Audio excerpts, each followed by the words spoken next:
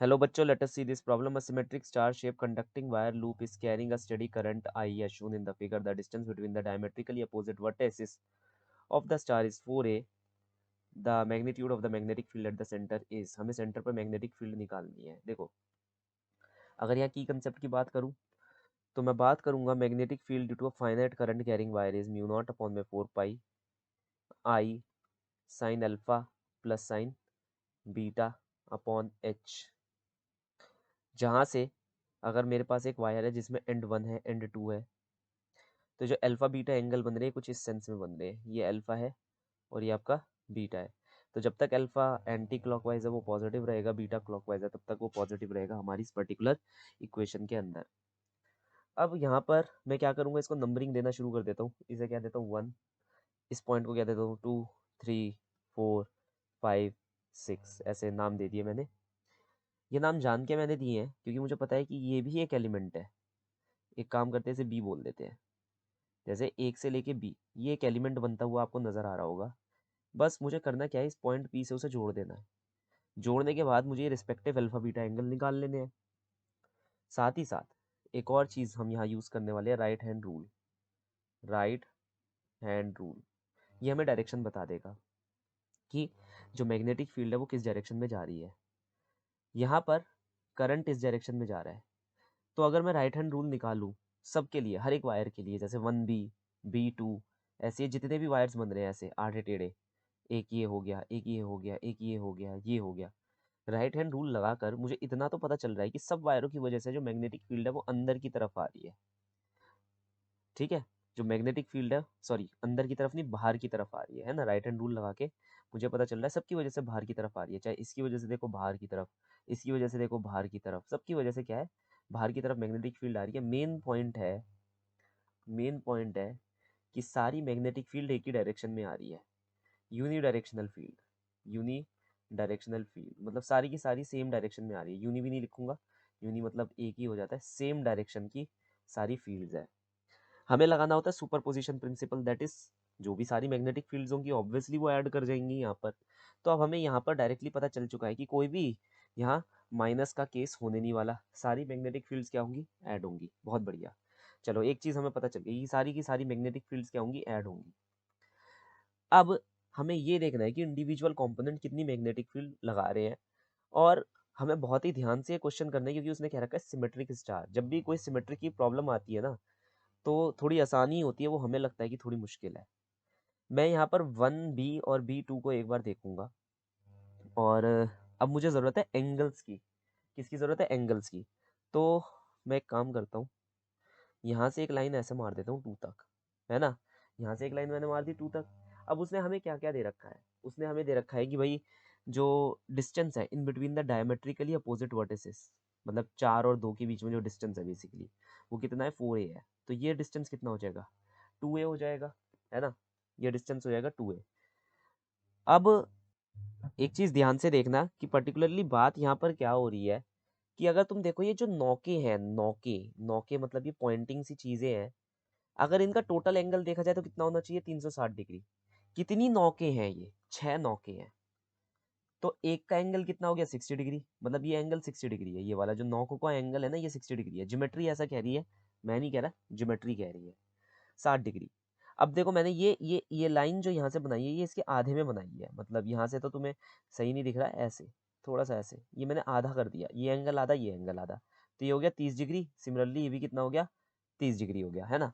अब मैं क्या करूँगा, यहाँ से एक लाइन मार दूंगा, ये मार दी मैंने लाइन ऐसे, ये 90 डिग्री. तो ये वाला एंगल कितना हो जाएगा, 60 डिग्री हो जाएगा. ओके, ये वाला एंगल हो गया तुम्हारा 60 डिग्री. अब यहाँ पर देखो ये एंगल भी 30 डिग्री है, ये एंगल भी 30 डिग्री है. थोड़ा सा बड़ा करके हम फिगर को देखेंगे. यहाँ पर देखो मैंने क्या कहा, ये वाला जो एंगल है मेरा 30 डिग्री आया. सिमिलरली ये वाला एंगल है मेरा 30 डिग्री आया. ये आ गए मेरे 30 डिग्री. मैंने क्या करा है, यहाँ से ये जो वायर है ना 1 3, इसे पूरा का पूरा ज्वाइन कर दिया. बी पॉइंट से होता हुआ ये जा रहा है, ज्वाइन कर दिया.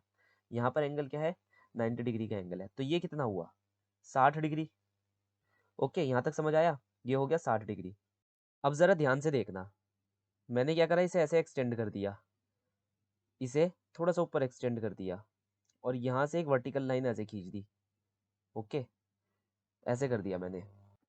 या एक काम करो, उस आइडिया को डिच करो। मैंने क्या करा, इस बी पॉइंट पे ऐसे एक परपेंडिकुलर लाइन खींच दी। इसका खींचने का एक मतलब एक मोटिव है मेरा। मैंने ऐसे खींची, ये 60 है तो ये हो जाएगा 30। अब देखो, ओ पॉइंट से ऐसे एक पैरेलल लाइन बना दो, बना दी, तो ये जो 30 है वो यहाँ पर भी 30 होगा, है ना। जो यहाँ पर, जो इन दोनों के बीच में एंगल है, देखो ये जो ओ से लेकर 2 तक की लाइन है, ये हमारे, ये जो परपेंडिकुलर लाइन हमने खींची है ना, ये इसके पैरेलल है, तो जो एंगल ये, वो एंगल ये हो गया। फिर ये देखो 1O, लेट अस से दिस इज डी, 1OD ये 90 डिग्री है, तो ये एंगल कितना आ गया, 60 डिग्री का एंगल आ गया। यहाँ तक बात समझ आई। तो ये आ गया 60 डिग्री। मैं ये सब इरेज करने वाला हूँ, इसलिए लिख लेना अपनी मर्जी से। तो बेसिकली मुझे एंगल्स निकालने थे, तो वो मैं निकाल चुका हूँ। जो मेरा काम था एंगल्स निकालने का, वो मैं निकाल चुका हूँ, क्योंकि मुझे अल्फा बीटा की वैल्यू चाहिए थी। समझे तुम। अब यहाँ पर अगर तुम ध्यान से देखोगे, ये एक सिमेट्रिकल फिगर है, मतलब 1 से बी की जो लेंथ होगी वही बी से 2 की लेंथ होगी, वही 2 से यहाँ तक की लेंथ होगी, वही यहाँ से यहाँ तक की, सब जगह की लेंथ सेम होगी, है ना। अगर मैं 1 से बी को देखूँ, 1 से बी, ये क्या क्या एंगल बना रहा है, देखो 1 से बी, इसे थोड़ा सा पीछे की तरफ मैंने एक्सटेंड कर दिया, तो ये अगर तुम ध्यान से देख पा रहे हो, ये इसका एंड नंबर 1 है, ये इसका एंड नंबर 2 है। तो जो एंड नंबर 2 है वो एंगल बना रहा है 60 डिग्री, और जो एंड नंबर 1 है वो एंगल बना रहे हैं 30 डिग्री, है ना। ये नोट डाउन करके चलो कि भाई ये जो एंगल बन रहे हैं इस वक्त, एक बन रहा है 60 डिग्री, एक बन रहा है 30 डिग्री। अब यहाँ तक इस चीज को हम हॉल्ट पे लाते हैं। बी और 2 की वजह से भी देखते हैं, बी और 2 की वजह से देखो, अगर ये एंड से देखो, बी वाले एंड से देखो, एंगल कितना बन रहा है, यहाँ से यहाँ तक का 30 डिग्री मैंने बताया था, ठीक है। और यहाँ से यहाँ तक का कितना बन रहा है, 60 डिग्री। मतलब बी और 2 भी सेम यही एंगल बना रहे हैं, 30 degree 60 degree, 30 degree 60 degree. Similarly अगर तुम 2 और let's say this point is x, इसे भी देखोगे तो ये भी 20 और 60, वो 30 और 60 ही बनाएगा। तो एक चीज हमें पता चल रही है कि सारे के सारे एंगल, ऑल द एंगल्स, वो क्या है, 30 डिग्री एंड 60 डिग्री ही है। मेन बात ये है, पूरी की पूरी फिगर सिमेट्रिकल है, पूरी की पूरी फिगर सिमेट्रिकल है, सबके द्वारा magnetic field outside the plane of paper आ रही है, सेम डायरेक्शन में आ रही है। मैंने दो आर्बिट्री भुजाओं को पकड़ लिया, दो आर्बिट्री भुजाओं को पकड़कर मुझे ये पता चल रहा है, यार ये भी एंगल सेम ही बना रहे हैं, मतलब 60 और 30, 60 और 30।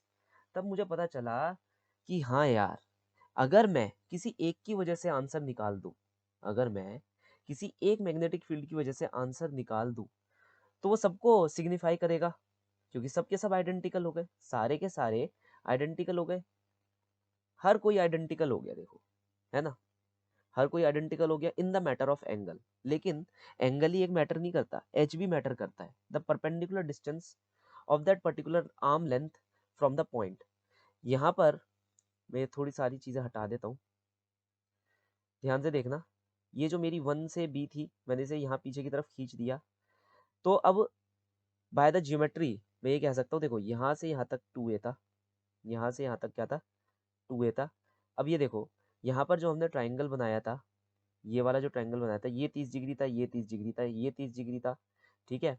और ये हमारा 60 डिग्री निकल कर आया था, और ये हमारा 60 डिग्री निकल कर आया था, है ना। तो मतलब ये दोनों ट्रायंगल 2BA और OBA, ये दोनों कॉन्ग्रुएंट है बेसिकली। तो मैं ये कह सकता हूँ, जो इनकी ये लेंथ है 2A, ये भी बढ़ जाएगी ए और ए में। बहुत ही ज्योमेट्रिकल क्वेश्चन है ये, ए और ए में बढ़ जाएगी, ये भी ए, ये भी ए। तो हमारे लिए जो ये परपेंडिकुलर डिस्टेंस निकल कर आ रहा है, ये कितना आ रहा है, ए ओ जो आ रहा है वो ए आ रहा है। यहाँ तक हमें याद रखना है। चलो अब इसके लिए भी देख लो, B2 वाले के लिए भी पहले कंफर्म हो जाते हैं हम। ये लाइन मैंने यहाँ से मारी, सेम वही सिनेरियो बन रहा है, ये भी ए बन गया, है ना। तो मतलब ज्योमेट्री हमें ये कहने पर मजबूर कर दी है कि B1, मतलब लेटस से कोई एक आर्बिट्री बी है, किसी एक की वजह से मैंने बी निकाल लिया, B1 B2 B3 up to कितने एलिमेंट्स हैं यहाँ पर, 1 2 3 4 5 6 7 8 9 10 11 12, ऐसे करके 12 एलिमेंट्स जो है सबका सेम ही मैग्नीट्यूड आ रहा है। अब हमें निकालना है मैग्नीट्यूड, डायरेक्टली इस फॉर्मूले में रख दूंगा, थोड़ा लंबा क्वेश्चन है, लेकिन जब निकल जाएगा तो तुम्हें पसंद आएगा। Mu naught upon 4 pi I upon H, H कितना है, a, sine of alpha 1 plus sine of beta one. ठीक है, अब यहाँ एक और पिक है।